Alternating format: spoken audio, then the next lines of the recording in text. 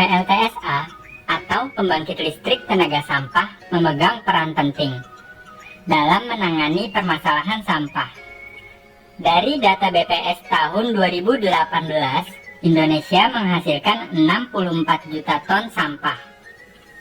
Beberapa di antaranya disebabkan oleh pertumbuhan penduduk, keadaan sosial ekonomi, dan kemajuan teknologi. Sampah akan berpotensi bertambah setiap harinya seiring meningkatnya aktivitas masyarakat. Di sisi lain, tempat pembuangan sampah akhir pun semakin penuh. Jika pengolahan sampah tidak dilakukan dengan baik, dapat menyebabkan Indonesia mengalami situasi darurat sampah. Syukurlah Indonesia telah memiliki pembangkit listrik tenaga sampah. Salah satunya PLTSA Merah Putih yang ada di Bantar Gebang, Bekasi. PLTSA merupakan pengolahan sampah dengan sistem termal yang cepat, efektif, dan ramah lingkungan. Karena PLTSA mampu mereduksi sampah hingga 80% dari berat sampah dan 90% dari volume sampah. Awalnya, sampah yang sudah tidak bisa didaur ulang lagi dari TPA diangkut menggunakan truk untuk dibawa ke dalam bunker. Di dalam bunker, bau sampah terhisap oleh kipas udara dan air tirisan dialirkan ke IPA agar tidak mencemari lingkungan.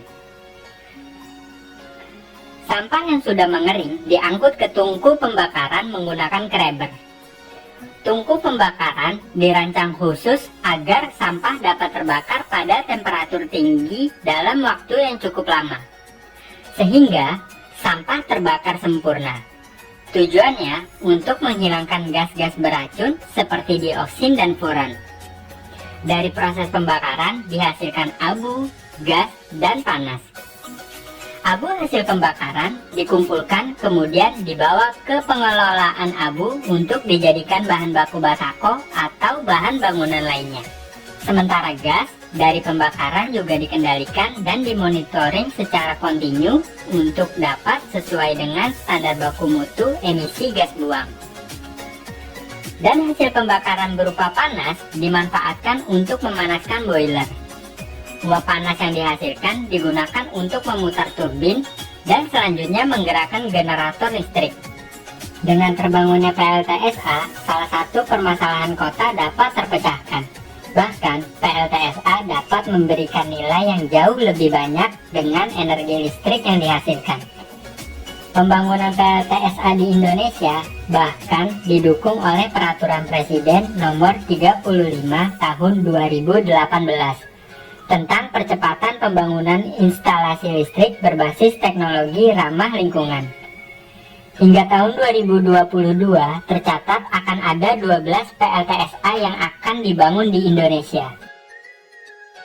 Meskipun PLTSA mampu mereduksi sampah dengan signifikan, kita harus tetap mengurangi sampah dari diri kita masing-masing.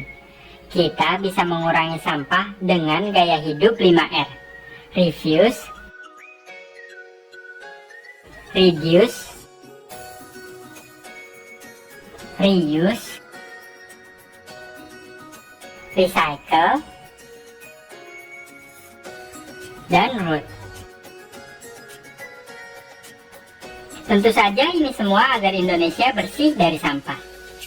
Pembangkit listrik tenaga sampah, solusi penanganan sampah.